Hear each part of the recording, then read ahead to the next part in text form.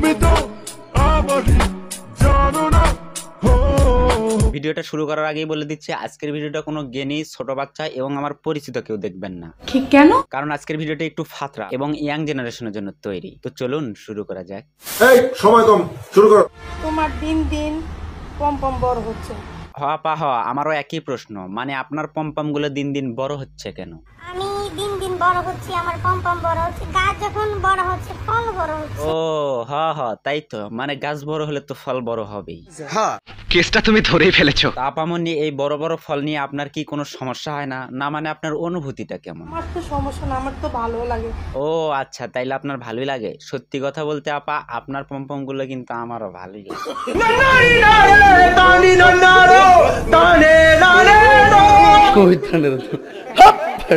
মামা বুঝছি তো, আমার খাওয়ানোর বুদ্ধি এটি আমি জানি না মানে ভাই শুধুমাত্র বলছে যে ভালোই লাগে, অমনি আইসে খাওয়াইতে। মনে হয় ভেজাল হবে। শোন, তোর ওই পচা জিনিস খাওয়ার আমার বিন্দু পরিমাণে কোনো ইচ্ছা নাই। মা গিরে জন্মের মতন চুপ করায় দিছি। আরে ডিপজল কাকু, এদের মতো ব্যাহেনচোদদের শুধু চুপ করাই দিলে কিন্তু হবে না। তার জন্য আজ সবাই মিলে এর পম্পম দেবো খেয়ে। তার আগে চলুন ভিডিওটা শুরু করি একটা ইন্ট্রো দিয়ে।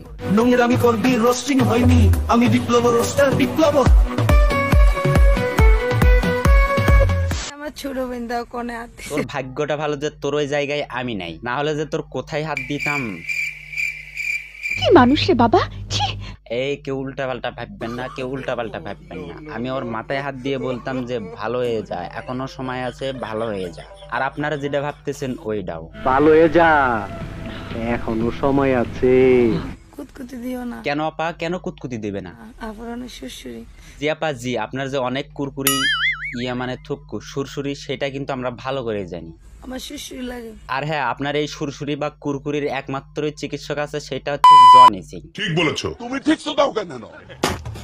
চাইলে পাট খেতে আইতে পারো। আরে বেহিংসত, পাট খেতে তোর পেছনের হিজড়া গুলোরে নিয়ে যাইতে পারস না? না মানে হিজড়া গুলো কি পারে না? গাইস দেখো আছে কোথায় চাপতাম না, দেখো দেখতেছি। আর তোর পেছনে যে কানগুলো মানে তোর মাথাগুলো আছে, ওদেরকেও দেখতেছি। এখন পরের গুলো দেখা। এই যে গাইস দেখো আমার পাশে কে। আরে এর পরিচয় দেওয়ার কি হলো? না মানে আমরা কিন্তু ভালো করে জানি যে এই একটা টোকাই, কারণ তোর মতো ফাইন কি বস্তির মেয়ের পেছনে আর যাই হোক ভালো ছেলে ঘুরবে না, ভালো ছেলে না। নিঃসন্দেহে তুই ঠিক কথা বলেছিস। রিলেশন করার মতো একটু নাই, বুঝছো?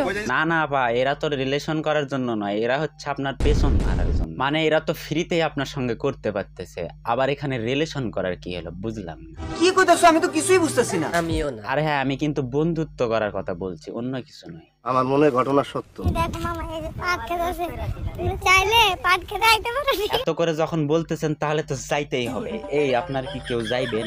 গেলে চলেন আমার সঙ্গে। চল এই গাড়ি স্টার্ট কর। যাই হোক, অনেক মজা করা হলো, এখন একটু সিরিয়াস কথা বলা যায়। বলো বাবাজি। এদের মতো বেঞ্চদের কারণে কিন্তু সোশ্যাল মিডিয়াতে নোংরামি ছড়াচ্ছে। আবার অনেকেই আমাদের মতো রোস্টারদের দিকে আঙুল তুলতেছে, আমরাই নাকি সোশ্যাল মিডিয়াতে নোংরামি ছড়াচ্ছি। আর হ্যাঁ, যারা বলিস রোস্টাররা নোংরামি ছড়াচ্ছে, তাদের জন্যই কিন্তু আজকের এই ভিডিওটা।